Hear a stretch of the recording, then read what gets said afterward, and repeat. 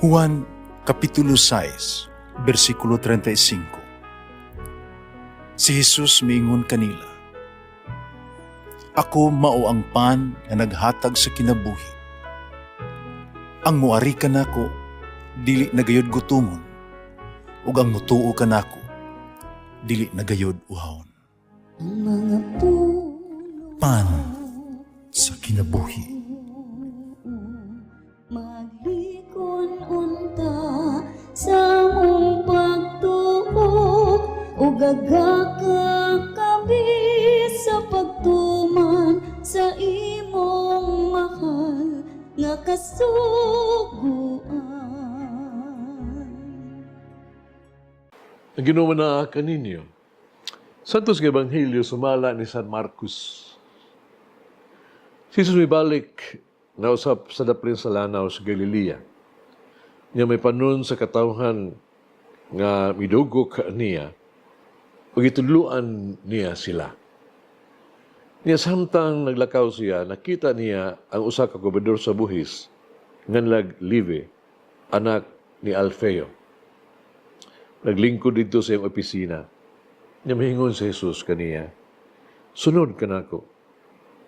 Mitindog si Levi ug misunod kaniya. Wala madugay, may kaon si Jesus dito sa balay ni Levi. Diay daghang mga gobernador sa buhis o makasala na misunod kang Jesus. Pipila kanila, nagigsalo kaniya o sa iyang mga tinunan. Sa maong dapit, may usa ka magtutudlo sa balaod sa mga Fariseo.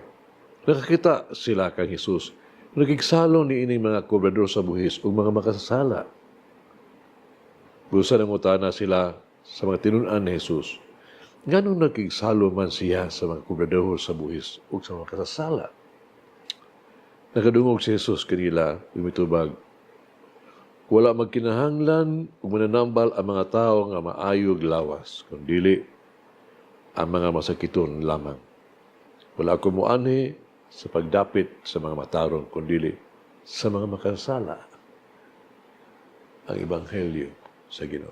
Pasalamati ang Ginoo kay siya maayo, ang iyang gugma mulungtad hangtod sa kahangturan. Pasalamati ang Diyos sa tanang mga Diyos, ang iyang gugma malungtaron. Pasalamati ang Ginoo sa mga Ginoo, ang iyang gugma malungtaron.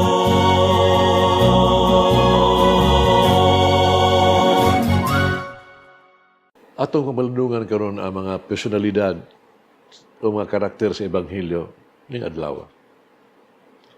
Una mao si Mateo, gobernador siya sa buhis. Isip usa ka maniningil sa buhis, giisip siya nga makasala. Gila siya nga traidor. Siya tao nga walay gusto maghihigala. Si Mateo gisalikway, gitamay sa katilingban. Pandinhi sa Ebanghelyo, karong adlaw, si Jesus nagigsulti kaniya. Gitawag ni Jesus si Mateo. Ikaw ang pag-isiyang panimalay. Kita niya ni Jesus ang iyang paghigalaay kay Mateo nga mga gaway gusto, mga taong gusto kaniya. Si Jesus wala magbutang og kondisyon o sugdanan niya sa pagkita sa mga tao. Nato ba?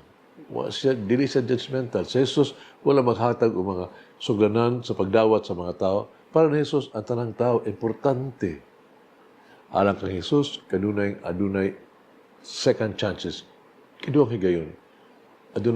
Kanunay ang kaluoy ug simpatiya kabalaka.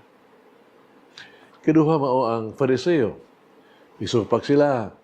Ilang gidudahan ang motibo ni Jesus. Nganuman, kinitungog kay dili sila gusto mapasaylo. Nabutaan sila silang pagkamatarong silang kaugalingon, self-righteous. Ibuta lang ilang kaugalingon, isip sumbanan sa uban. Wala sila'y kaluoy. Ang mga Fariseo, wala gano'n magtagad sa kaayuhan sa uban. Balaka lang sila sa ilang mga personal nga interest, sa ilang mga itawag tog rating sa publiko. Dini si Jesus naghagit ka nato sa pagbuhat og usa ka butang ngadto sa mga nanginahanglan sa kapasayloan sa sala. Kini mo ang nakita dili kinahanglan nga mangita sila mga sayop ug sila mga kapakyasan sa kinabuhi. Di nato kinahanglan kasusihon o bistagahon ang ilang mga sala o kasaypanan, dili nato kinahanglan pangutan-on nganong gidawat sila pagbalik sa Dios. Apan, kinahanglan natong buhaton ang usa ka butang aron makaplagan nila ang Dios ug sila madala sila balik ngadto sa Dios. Ikatulo si Jesus. Ebanghelyo karon. Wala siya magbiyay-biyay, wala niya ikondenar ang mga kasala. Gusto ni Jesus nga kita giguban kaniya na malipayon. Kung nato ato pangatawon karon atong kaugalingon. Kang kinsa man nato dadon sa Jesus. Kinsa nato ang dapiton aron maka sinati sa paghigilaay ug pag-ambitay ni Jesus. Yung dumi nga pulong ni Jesus alang kanato. Sunod kanako. Sugalan nung kinamakapadasig namantala sa kinabuhi sa mga monghe. Ibukutan na sa ka brother sa igsuong monghe, ang iyang superior, kitawag nag-abot. Kung unsay iyang buhaton, kay siya, nabalik naman sa siyang kaagarangang karaang bisyo. Kitabagan siya sa Santos nga abot, iyang superior, nga mabangon pag-usab. No? Barog. Parang giangkon sa igsuon nga sa abot nga munghi nga nakabangon siya apan matumbang gyapon siya. Ang iyang abot ay superior mitubag. Kunya kinahanglan kang mobangon pag-usab ug usab always. Igsuon nagpadayon sa pangutana ang munghi. Pila ka beses nga ako mobangon. Itubag ang maayong abot ang superior. Pag-usab po pa niya, hangtod sa imong katapusang gininhawa. Hagit sa kinabuhi. Nulumi ang imong kinabuhi. Sa dihang giingan ka ni Jesus, sunod ka na ako, ug bangon gikan sa imong karaang mga pagkatao. Mag-ampo kita. Lagit ng amahan, ang muluyon nga Diyos. Kaya mo pausanon, magbayaw ka mo niini ang among mga igsuon, among kaugalingon, ang katawhan. Kami nangamuyo sa imong grasya ug giaalang kanila. Hinaot, kamay lakaw sila kanunay sa imong mga dalan. Hinaot, kapinalipdan sila kanunay sa ilang panaw. Hinaot, gibahupay sila sa kasakit ug mga problema. Hinaot, mamaayo sila mga sakit o kasakit sa kinabuhi.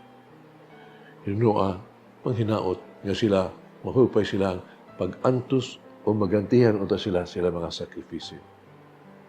Kini sa mga pabsanon gipangayo pinaagi sa may gugmaong nimong pagtiliwala, intercession sa among Ginoong imong anak, si Jesucristo, among Ginoo. Amen. Mama Mary, give me the strength and courage to quickly heed the call of Jesus in my life. Langin ang Diyos magagawang sa tanan, Amahan, Anak, Espiritu Santo. Amen. May the Lord of the divine mercy bless us all, heal us from all diseases and suffering. Ayun unta niya kita, tanang mga sakit na sa lawas o sa kalag, body and soul. In the name of the Father, the Son, and of the Holy Spirit. Jesus, I trust in you. Amen. Whoever eats the bread of life will never hunger, says the Lord. Kay galaan inyong nabati ang pagpaambit ug paghamubong pamalandong sa pulong sa Dios pinaagi sa tulumanon. Pan sa kinabuhi nga gidumala ni Monsignor Daddy Silva. Hangtod na usab sa sunod higayon, daghang salamat. The